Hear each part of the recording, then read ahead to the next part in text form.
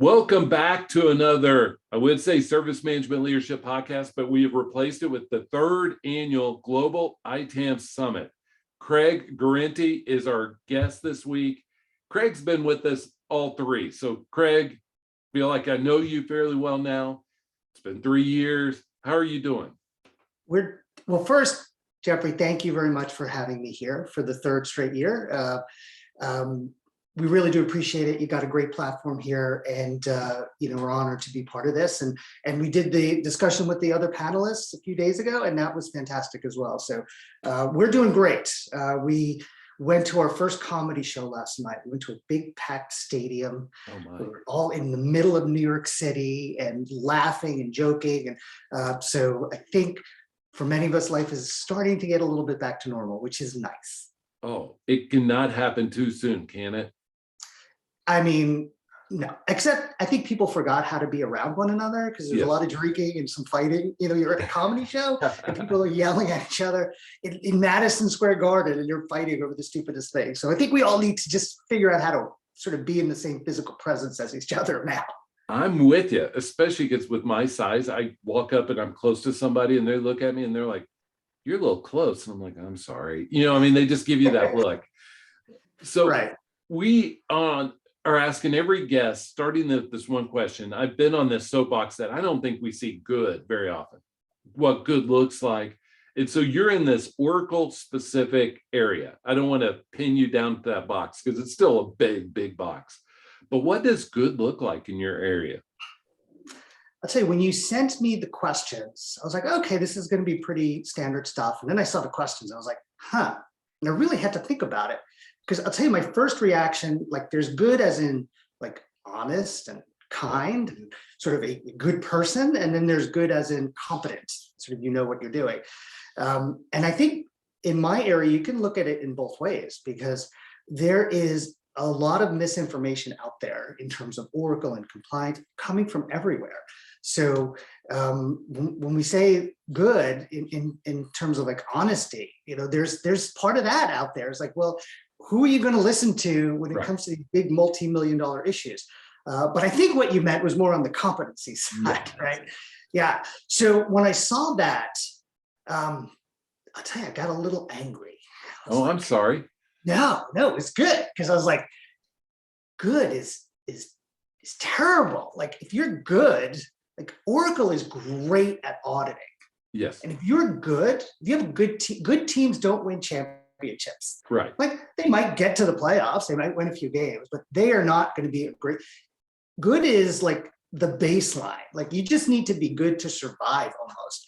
But if you want to strive and excel, you need to go beyond that. Like you need to be great, whether it's great in the information that you have available to you to make good decisions, or great as in the tools you have available to analyze data, or great as in the people you have on your team. And for me, that's the most important part is the people you have on your team, the people I have on my team, having those individuals. So I think when we go in and meet a new client, they say, oh, we've got a good tool, or we've got a good team.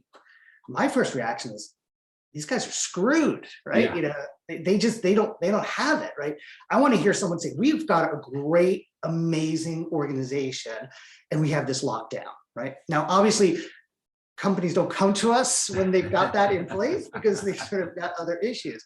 But I think, when I see good, like Oracle doesn't, and Microsoft and SAP and all these firms that do audits and compliance, and they don't have good contracts for them. They have got great contracts for them, right? So I think good is sort of is a trap that you can fall into, right? Hey, this is good, right?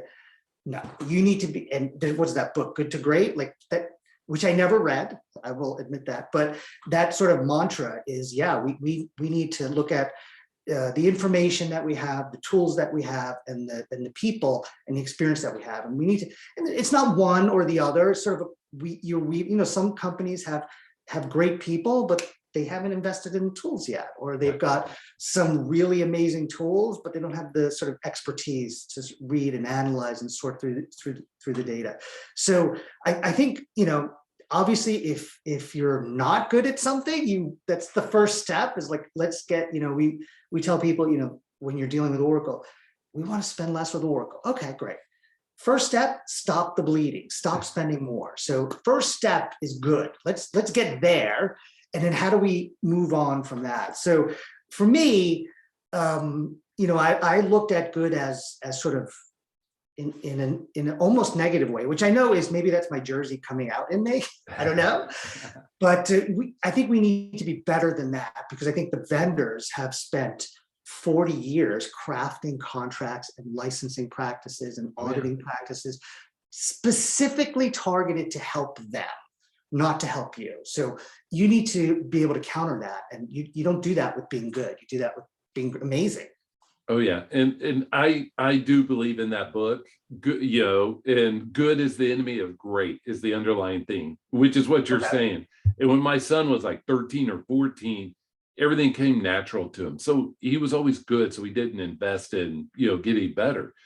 And I was like, well, you need to read this book. And to him, it was boring and all that stuff. But good is the enemy of great in so many ways, where, if it comes natural and we're pretty good, we don't realize that their whole Oracle, for example, their whole goal is to help you spend more. Software is just the mechanism. It's just the vehicle. Their whole job is to, how do we increase spend in your organization? Is that fair? It is. And just like any company, right? They're a profit center. They're trying to drive revenue. An example I'll give, and this is something you'll never see from Oracle. Perhaps you'll see it from other vendors, but we have a web hosting provider. And this was like 5 years ago. And I got a call from them and I could see the phone number. I was like, okay, I know who this is. I pick up the phone. And like, Craig, we know you manage this account. And we notice you've got these products and services, which you're not using. So we recommend that you shut them off and you'll save yourself, it was like $80.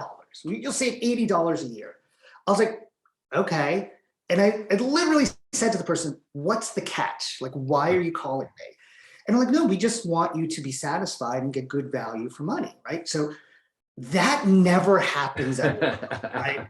There is no one at Oracle who's calling you up saying, you know what, we noticed that you're not using support on this product that's 15 years old. We're going to drop it from your product portfolio so that you can reduce your service costs. It just doesn't happen, right? So I think there's that element, right? These guys are there and ladies are there to drive revenue for their companies, and you're there on the other side to hold on to that revenue and to invest it where you need to invest it. Oh yes. And so we've talked about great. What are some of the steps organizations can take to, whether you want to talk about move from good to great or to become great on the Oracle, managing of licensing? And again, we're a little biased because we're a management consulting firm, right? So we sell expertise, right? And that's often the first step. We see people make mistakes and like, we got audited by whoever and we're going to buy a tool, right? Okay, that's fine. But most of non-compliance or license optimization is not even a technical issue. It's what's in the T's and C's in your contract. So I think the first thing is sort of understand the problem, right? Where's the breakdown? Where's the issue?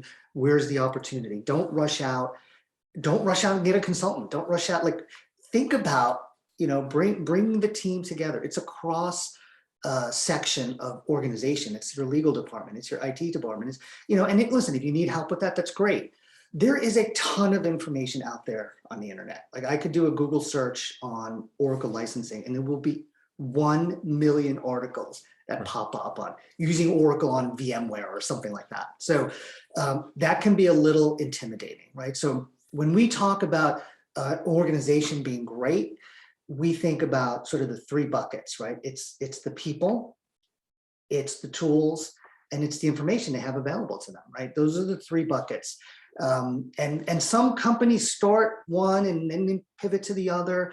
But for me, it's always the people. The people, I would rather have 5 people in an organization who have access to Google, who know everything about Oracle, than have the most amazing tool and nobody knows how to read these contracts, right? So you got to look internally and externally at the right people for your organization.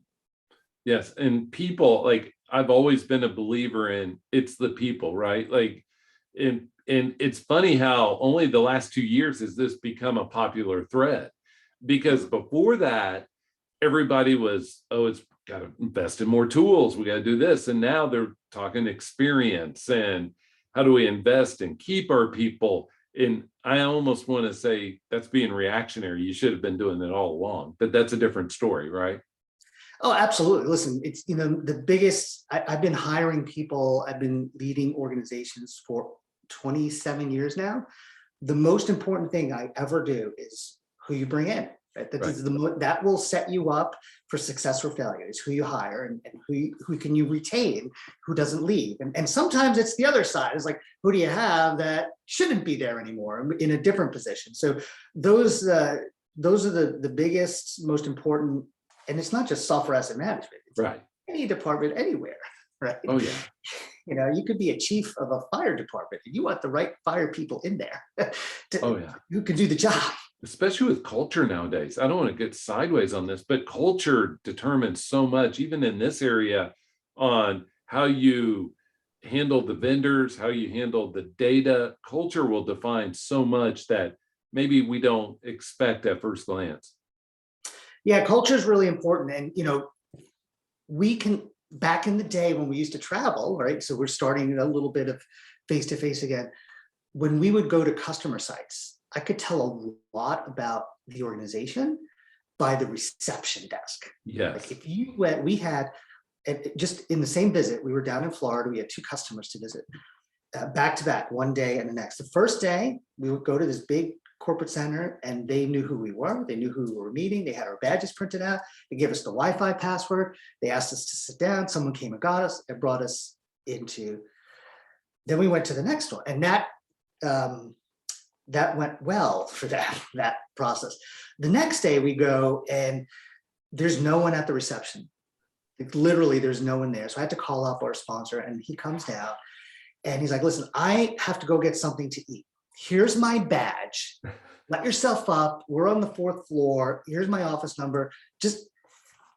And we're just looking at each other like, is this for real? Like he doesn't know who we are. Like right. There's some type of security in place. So that culture, and that didn't turn out very well for them in terms of their exposure to Oracle.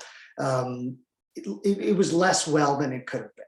It was not good. I will tell you that. Right. So I think in the Oracle space, and I want to give you props. Last year at this time, when we had the 2nd annual, you said Java audits are coming.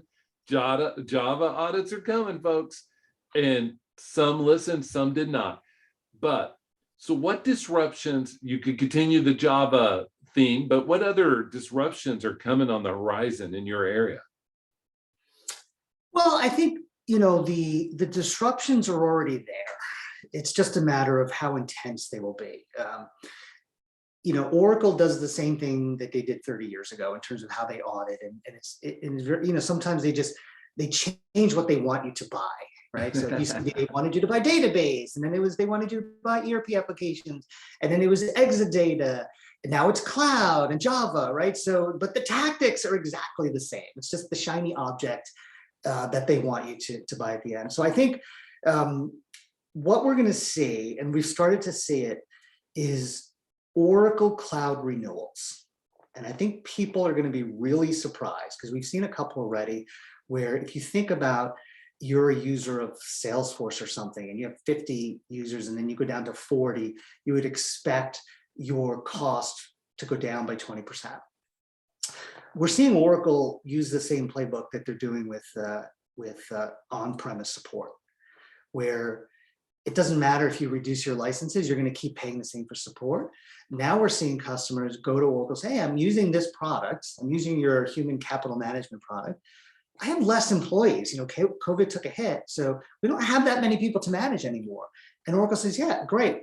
It's going to be the same price. And people are like, how could that possibly be? And then it's like, well, we're going to give you less of a discount to renew that stuff. So there is, it's not new, being sticky and not being able to replace a vendor, whoever it is, Microsoft, Oracle, SAP, whoever, but moving to the cloud just intensifies that stickiness, right? You think about, if we were to move off of our email platform at Palisade, how many things does that integrate with, right? So I think the level of stickiness is going to intensify. Obviously, the Java thing is ongoing and going to intensify. And the other thing is, cloud, like customers want to move to the cloud of their choice. They don't want to, in general, we want to put all of our workloads here. Like that just does not work for them. They want to evaluate various clouds, and some of the stuff they'll move to SaaS, and some of the stuff it'll be, the licenses that they've been buying for 40 years now. They just want to keep using them somewhere else. So that's going to be the big battle in the course of the next couple of years, is customers having that freedom of choice for the cloud of their choice. So let me repackage that last point, if I may.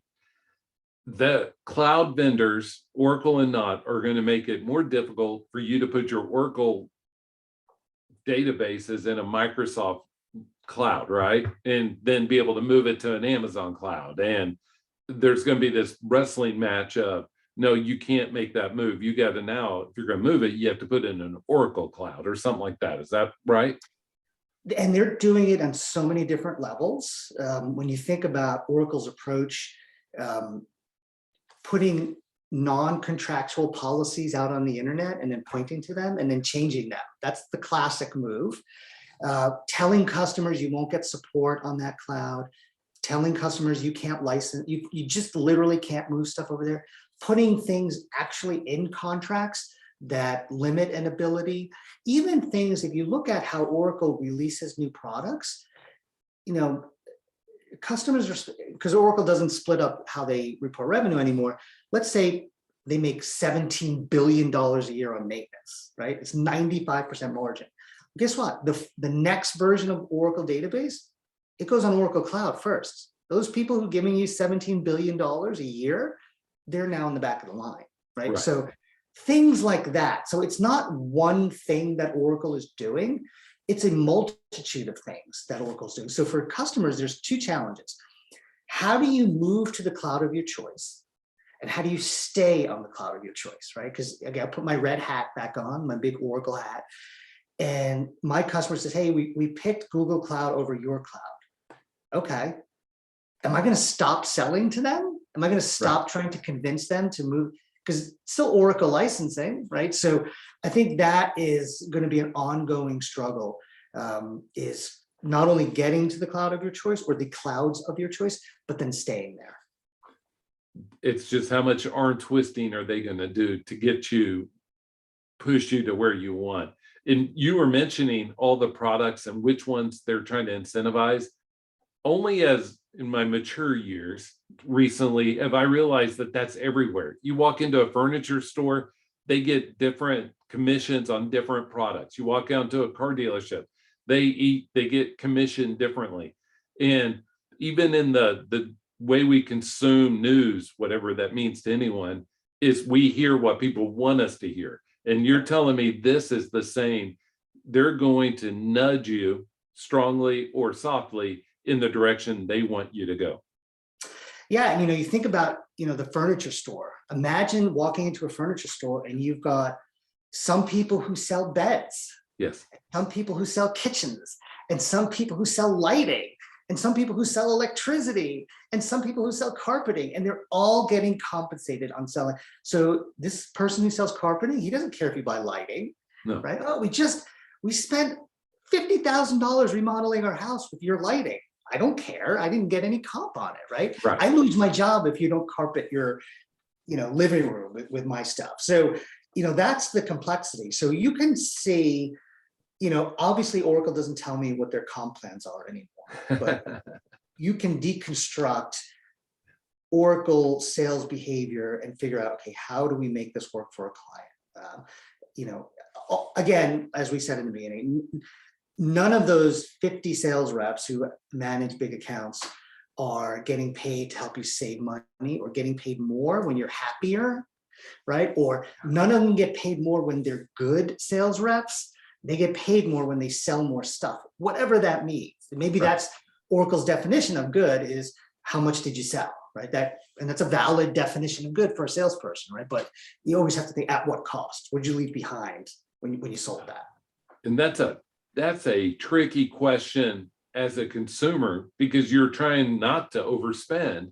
And so at the once the light bulb goes off, now you realize we're really at odds here. We're just wrangling over this tug of war, who's going to win and get an inch more than the other, right? I mean, because Oracle will get an inch more than yours, or a foot or a yard more than yours on the tug of war if you're not prepared, or just get the whole rope, so to speak, right? It will. And it's they've got a really interesting problem, Oracle. They're so big and their install base is so massive. I think their biggest competitor is themselves. Their biggest competitor to selling more cloud is their support install base. A few years ago, Microsoft was, we have to have Windows everywhere. We're gonna put Windows on cell phones. It just didn't work, right? Once they got rid of that, once they sort of let go of control, then stock went, through the roof. And now it's, one of the two most valuable or three most valuable companies in the world. Oracle's almost in that position, right? Where they just need to let go. We need to let go of this thing here. We're going to have the iPhone now, so we can't worry about the iPod. The iPod was great with the little wheel on it and the buttons. That's not going to go into the future, right? So I don't know if the leadership there is you said you need new leadership for that, right? Yeah. To make that sort of massive change. You need new eyeballs to see the new opportunities, is what I think I heard you say. Yeah. And listen, the leadership they have there is amazing, right? They make tons of money. Oracle's growing. They're acquiring Cerner now. So that's a tough business. Like they're trying to grow somewhere else and not give up this other thing, right? What is it? You can't have your cake and eat it too, right? They want both. Oh yeah, and a piece of pie. And so and a piece of pie. You come from the South because we think of pie. But so I thank you for joining us, Craig. It's been awesome. Any parting words for those out there who are maybe looking to move from good to great? It is never too late to start, right? So, and whether it's a specific project you have, or you're in an audit, or you don't have to say this whole thing is going to be great. Focus. Well, we're being audited here. Microsoft is auditing us. Well, let's build a great audit response there. Let's put out some fires first, and then look at the underlying issues. But I do think, without having read that book, that good is your enemy here. Good is a trap. Like the vendors on the other side are not good. They're great, and you need to be great.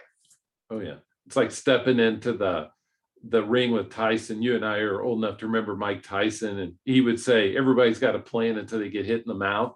That's what's going through my mind with this, right? Like everybody has their plan and they're like, I hope it's okay. And Oracle comes in and hits them in the mouth, and what happens, right? Exactly. We got this shiny tool. Everything's going to be fine. And then boom, you're on the floor. So as we close, is there anything that you want to tell us about what you and Palisade is good, what you all are doing and have coming up? Because I know there's some exciting things going on. Yes, we do have some exciting things going on. Well, first of all, we're doing some face-to-face travel, and we're doing, we're going to be at some conferences, and not just, ITAM conferences, but really Oracle-focused conferences where we're talking to user groups and sort of helping Oracle customers get the most out of their Oracle investments. So we are doing a launch we have a new portal coming. So we talked about tools a little bit. So customers can self-service some of their compliance on our battle-tested tool. And our tools, Oracle rolled out a verified by Oracle tool program. We will never be verified by Oracle because we don't want to tell you what Oracle is going to tell you. We want to tell you the reality of your situation. So we've got a new portal coming out in May. We've got some new services coming out in May. We've got a new website coming out in May. We're coming out in May. We're going to visit people. So we've got a lot of stuff on the horizon. And I think, if you have me next year, we'll be talking about a lot different things when we talk about sort of the Oracle ecosystem and what's available to folks who are in it. That's awesome. So how, Craig, can people get in touch with you if they're like, I have an Oracle problem, I need to go see the doctor? How do they get in touch with you? Well, they can just send a note to info@palisadecompliance.com, And visit our website, palisadecompliance.com. There's forms there you can fill out, and we will get right back to you, or give us a call. The phone number is on the website. We are global, so we can answer those questions and take those calls whenever and wherever you are. That's awesome. We thank you for joining. You and a couple others have been with us on this journey from the beginning, and so we very much appreciate you sharing your expertise, and thank you for helping us learn about being great with Oracle. Well, thank you for having me, Jeffrey. I really appreciate it. Oh, anytime. Well, I would say anytime, but maybe next year, right? Okay. Maybe in between now and then too. Have a great one, Craig. All right. Bye-bye.